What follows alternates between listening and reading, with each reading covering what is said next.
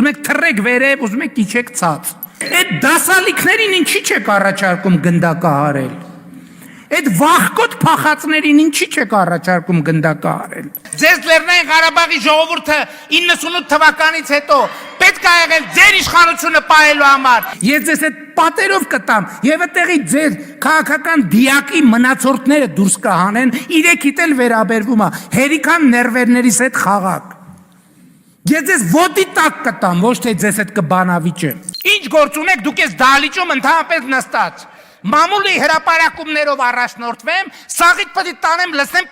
ԱԱԾ-ի պատվալը։ Տեսարաններ, լարվածություն, գոռոցներ ու սպառնալիքներ։ Առաջինը դուք 2026-ից հետո էլ եք ուզում լսել այս ձայները։ հասեք։ Հասարակությունը սևերի ու սպիտակների բաժանածները արդեն հակադրում են Արարատը Արագածին, Էջմիածինը Հովհաննավանքին, Կաթողիկոսին Կարգալույց քահանային, Ռուսաստանը Միացյալ Նահանգներին։ Արկածին պետք է հասկանա։ Նիկոլ Փաշինյանի կոնֆլիկտային էությունից է ժայթքում այս քաոսը։ Պրոբլեմային է։ Վստահ է երկրորդ նախագահ Ռոբերտ Քոչարյանը։ Նիկոլ Փաշինյանը ունի ներքին չարության մի հսկայական ծավալ։ Եվ իր մարմնի մեջ այդ չարությունը չի տեղավորվում։ Անընդհատ դուրս է տալիս։ Ինքը ամեն քայլափոխին պիտի ստեղծի կոնֆլիկտ։ Եվ այդ կոնֆլիկտով ինքը ոնց որ սնվում է, ինչ որ էներգիա է ստանում, մի նոր կոնֆլիկտի համար, նոր կոնֆլիկտի համար։ Չեք տեսնում ինչ է կատարվում։ Այս խառնաշփոթը մարդու տեսակի արտասոլումն է։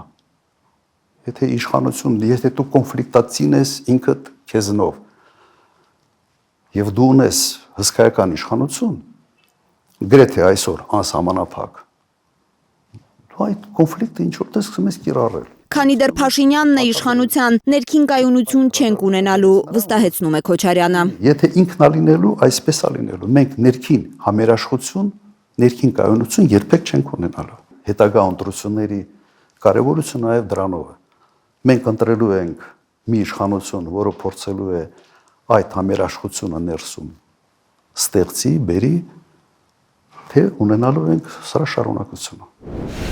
Իշխանափոխությունից եւ հասարակությունը ներսից ուտող կոնֆլիկտներին վերջ տալուց հետո միայն հնարավոր կլինի նոր շնչառությամբ սկսել Հայաստանին աշխարհաքաղաքական կշիռը վերադարձնելու գործը։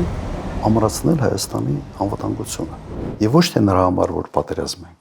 հենց նրա համար, որ չպատերազմենք։ Մարտունակ, բանակ առաջի համար, հենց նրա համար է, որ պատերազմ չլինի։ Եվ պետք է դրանով դուրս զբաղվել։ Ես չեմ տեսնում, որ այսօր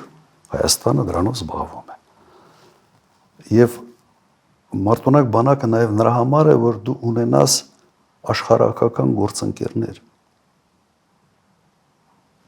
Եթե դու չունես մարտունակ բանակ, դու գործընկեր չես ունենալու, դու ունենալու ես աշխարհակական շեֆեր։ Կան աշխարհում փոքր երկրներ, որոնց հետ բոլորը հաշվի են նստում։ Արաբական Միացյալ Էմիրությունները, Սինգապուրը, Քաթարը, բայց Հայաստանը Քոչարյանի կարծիքով ավելի շատ Հայիթիի ճանապարհն է բռնել։ Մոտարապես Հայաստանի չափ երկիր։ Մի բռնապետ փոխարինում է մյուսով, ասում է այս աշխարհի հետ գործ չունեմ, միայն չխանգարեք ես իմ բռնապետությունը շարունակեմ։ Եվ մի բռնապետ փոխարինում է մեկը մյուսին, սա ենք ուզում։ Հիմա մենք գնում ենք այս մոդելով, այս վերջի կալանավորումները ինձ ցույց է տալիս, որ մենք ուզում ենք դառնանք այստեղ մի գայցի պես մի բան։ Անգամ օգոստոսի 8-ին Վաշինգտոնում ստորագրված թղթից հետո ուշ չէ բանակցությունները հայանպաստ հուն վերադարձնելու համար։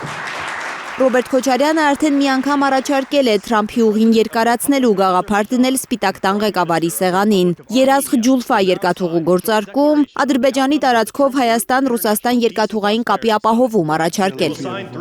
Եվս մի առաջարկ։ Հիմա նոր առաջարկ է մշակել։ Քանի որ օգոստոսի 8-ի փաստաթուղթը չի տալիս խաղաղության երաշխիքներ, Ռոբերտ Քոչարյանը առաջարկում է առանց այդ փաստաթուղթը մերժելու լրացնել այն մեկ ուրիշով։ Այդ խաղաղությունը պետք է ունենա երաշխիքներ։ Դու ես համաձայնագիրը, ես նախաստորագրված համաձայնագիրը չես չեղարկում, ասում ես օքեյ, բայց առաջարկում ես երկրորդ փաստաթուղթը, որը կունենա երաշխիքային մեխանիզմներ այդ համաձայնագրի համար։ Եվ լավագույն տարբերակը կլներ, երբ երաշխավորողները լինեին եւ Միացյալ Նահանգներ, Ռուսաստան եւ Չինաստան։ Օրինակ, ինչ վատ առաջարկը Ալիևը շատ է խոսում, չէ, չինական բեռների մասին։ Ինչ վատ է, բանակցեք։ Հնարավոր է դրան հասնել, համոզված եմ հնարավոր է։ Բերելով ասա իրական խաղաղության, համոզված եմ բերելու է։ Այս մարդկանց խելք չի երիկում։ Կամ խելք չի երիկում, կամ պուլտը ուրիշ տեղ է։ Այդ պուլտը ով պահում է, ուրիշ կնոպկաներ է սխմում։ Հնարավոր է, ասում է Քոչարյանը, իբրև անվտանգության երաշխավոր ներգրավել աշխարհաքաղաքական հակադիր շահերով պետությունների առաջնորդներին։ Կոմպլեմենտար քաղաքականություն է դա, որ պնդում է երկրորդ նախագահը, ինքը հաջողությամբ վարել է 10 տարի։ Ինձ անընդհատ իմ գործընկերները հարցնում են, այդ ո՞նց եք անում, որ սաղի հետ լավ եք։ Ես մի բան եի ասում։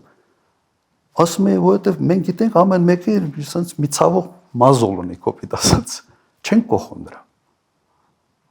Փորձում ենք մեր հարաբերությունները կառուցել եւ դրսեւորվել ընդհանրապես այն դաշտում, որտեղ այս երկրները ունեն ընդհանուր շահեր։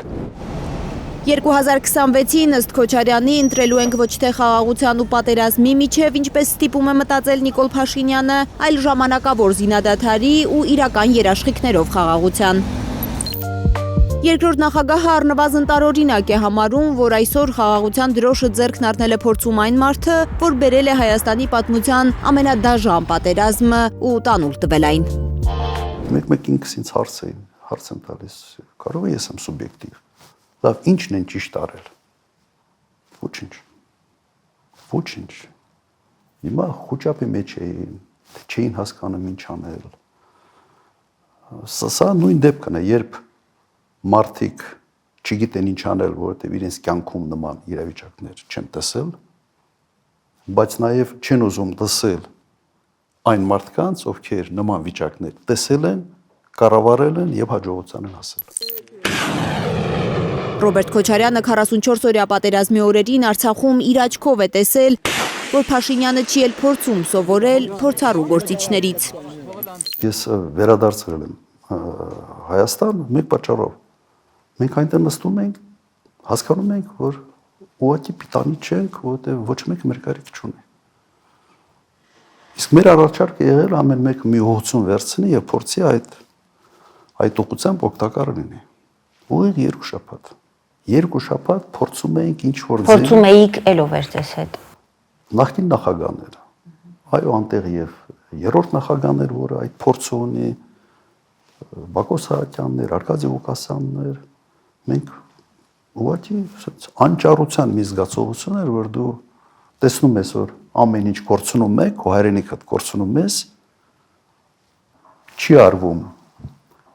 գրեթե ոչինչ կամ արվում է լրիվ սխալ տարբերակներով եւ քո աչքիդ առաջ sense քայլ առ քայլ ամեն ինչ կորցնում ես եւ չես կարող որևէ կերպ ազդել process-ի վրա։ Ինքը պատերազմի 3-րդ օրն է հասկացել, որ կեղծ է հաղթելու ենք թեզը։ Փորձել է հորդորել Արայիկ Հարությունյանին, խոսել Փաշինյանի հետ, դադարեցնել պատերազմը, գործողությունների պլան է ունեցել։ Պաշտպանությունը կազմակերպելու տեսանկյունից շատ կոնկրետ առաջարկներ էր։ Արայիկ Հարությունյանը հրաժարվել է հանդիպել ու Բակո Սահակյանի միջոցով հայտնել է, եթե հանդիպեմ Քոչարյանին, Փաշինյանը ինձ կուտի։ Ուղղակի իր բառ ինձ կուտի։ Հիմա սա է, ուրեմն այն ժամանակ Ադրբեջանից ավելի քիչ էին վախենում պատերազմի ժամանակ, քան տվյալ դեպքում իմ հետ հանդիպել եւ քննարկելու հանգամանք։ Բայց ամենատարօրինակ բանը Քոչարյանի խոսքով տեղի է ունեցել 2020-ի հոկտեմբերի կեսերին, երբ Նիկոլ Փաշինյանը մերժել է պատերազմը կանգնեցնելու ռուսական կողմի առաջարկը։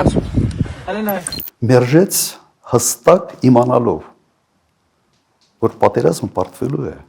որովհետև գլխավոր շտաբը զեկուցել է ուղղակի, որ պատերազմը շարունակելու ռեսուրս բանակ այլևս չունի։ Կար այդ զեկույց եւ դա հանրային հայտնի փաստ է։ Բայց ինքը որոշում կայացրեց պատերազմը շարունակելու։ Եվ բացատրությունը հետևյալն է, իր բացատրությունը։ Այդպիսի որոշում եմ կայացրել, որ ինձ չասեն, որ ես դավաճան եմ։ Եվ անգամ սարսափելի պարտությունից հետո հնարավոր կլիներ ուղղել մեջքը, եթե իսկապես կյանքի կոչվեր նոյեմբերի 9-ի փաստաթուղթը։ Այն շաքար չէր, բայց դեռ ենթադրում էր Արցախի գոյություն։ Բոլորը հասկանում են, որ սա նաև Արցախը պահելու հնարավորություն է։ Ապշելու է ըստ Քոչարյանի, որ այն ժամանակ Հայաստան-Արցախ ցամաքային կապը ապահովող Լաչինի միջանցքի դիմաց իբրև սիմետրիկ լուծում Ադրբեջանի առաջարկած ցամաքային կապը Հայաստանի տարածքով Նախիջևանի հետ Փաշինյանը համառորեն մերժում էր։ Հիմա ճիշտ նույն բանի հետ համաձայն է, երբ էլ չկա ոչ Լաչինը, ոչ Արցախը։ Նույնատիպ, այսպես որոշումը, նույնատիպ մոտեցումը ներկայացում է որպես դարակազմիկ մի որոշում, որը կայացված է Վաշինգտոնում։ Քոչարյանը կարծում է, որ Արցախը չէին կորցնի, եթե Փաշինյանը Պրահայում չճանաչեր Ադրբեջանի տարածքային ամբողջականությունը, ներառյալ Արցախը։ Եթե Հայաստանը այդ քայլը չաներ, ես չեմ կասկածում, որ 5 տարին կերկարաձգվեր եւս 5 տարով եւ կլիներ քաղաքական լուսման ինչ-որ մի առաջարկ։ Երկրորդ նախագահի տպավորությամբ արվել է ամեն ինչ, որ ռուս խաղաղապահները ստիպված լինեն հեռանալ Արցախից, զրոյացվել է Ռուսաստանի միջնորդական դերը։ Նիկոլ Փաշինյանը մտածեց, որ այս ռուսները զորախումբ են տեղավորել խաղապահ։ Հիմա թույլ են գնան, ոնց ուզում են հարցը լուծեն, այսպես կոչված զբրոսնագրուսկի, այսինքն այդ բերից մի հատ ազատվեն։ Գործողություններ, որ Հայաստանի ղեկավարը կաներ երկու դեպքում։ Կամ եթե տառապում է աշխարհաքաղաքական տգիտությամբ, կամ էլ եթե ադրբեջանա-թուրքական գործակալ է։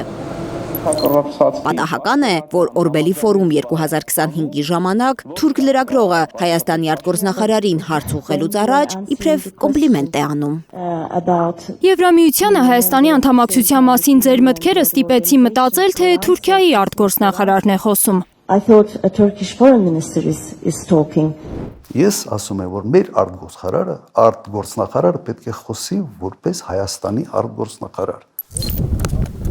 Լարա Արաքելյան, Հայլուշ։ Հայաստանում եւ աշխարհում տեղի ունեցող իրադարձությունների մասին առաջինը իմանալու համար բաժանորդագրվեք մեր ալիքին, սեղմեք զանգակը, որ բաց չթողնեք ամենակարևորը, ամենահրատապն ու հետաքրքիրը։